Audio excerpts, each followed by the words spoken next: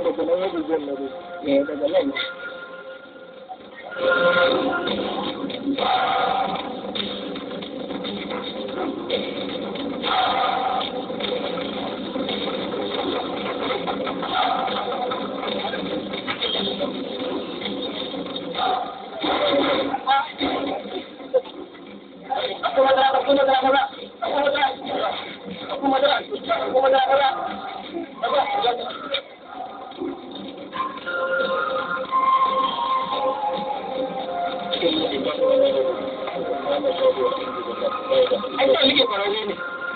mutum da aikin sa ta san mu za mu gudu wani ruwa za mu mata la ilaha illallah muhammadur rasulullah sallallahu alaihi wasallam yanzu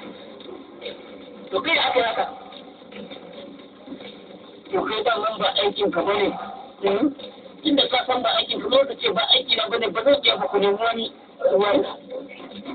uwarka to ai mun da yau zai ta miki kwararre ne dan uwarku ana nan magana za ku mun ba dan uwarku